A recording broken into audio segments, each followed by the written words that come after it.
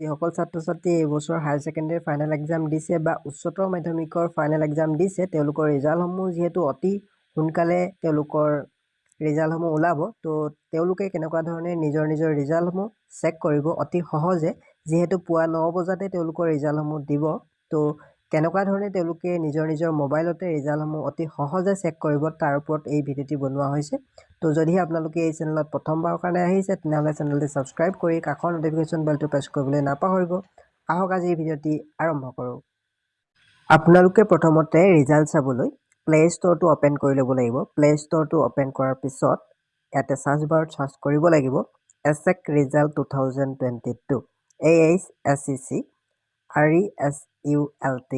2022 বুলি সাৰ্চ কৰি দিয়াৰ লগে লগে আপোনালোকৰ সন্মুখত এটা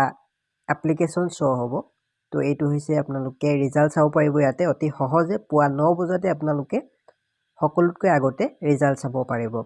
তো এই এপ্লিকেশ্যনটো আপোনালোকে প্ৰথমতে ডাউনলোড কৰি ল'ব লাগিব ইনষ্টল অপশ্যন দেখিবলৈ পাইছে ইনষ্টল অপশ্যনত ক্লিক কৰি দিব ইনষ্টল অপশ্যনত ক্লিক কৰাৰ লগে লগে আপোনালোকৰ যিটো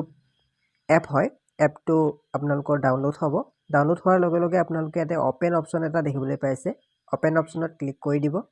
অপেন অপশ্যনত ক্লিক কৰাৰ লগে লগে আপোনালোকৰ যি মোবাইলৰ পেজ হয় বৰ্তমান আপোনালোকৰ এনেকুৱা ধৰণে শ্ব' হ'ব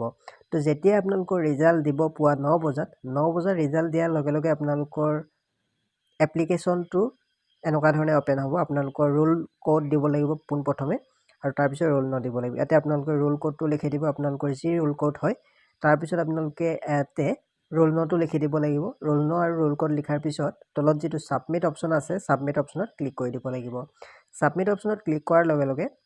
আপোনালোকৰ যি মাৰ্কশ্বিটৰ ডিটেইল হয় তো সকলো ইয়াতে দেখিবলৈ পাব আপোনালোকে ইয়াতে কিমান নাম্বাৰ পাইছিলে কোনটো ছাবজেক্টত কিমান নাম্বাৰ পাইছিলে কিমান ডিভিজনত পাছ কৰিছিলে তলত দেখিবলৈ পাইছে কিমান টোটেল মাৰ্ক কিমান আপোনালোকৰ ৰিজাল্ট ইয়াত দেখিবলৈ পাইছে থাৰ্ড ডিভিজন টোটেল মাৰ্ক 194 এনেকুৱা ধৰণে আপোনালোকে সকলোবিলাক চাই ল'ব পাৰিব নিজৰ ডিটেইল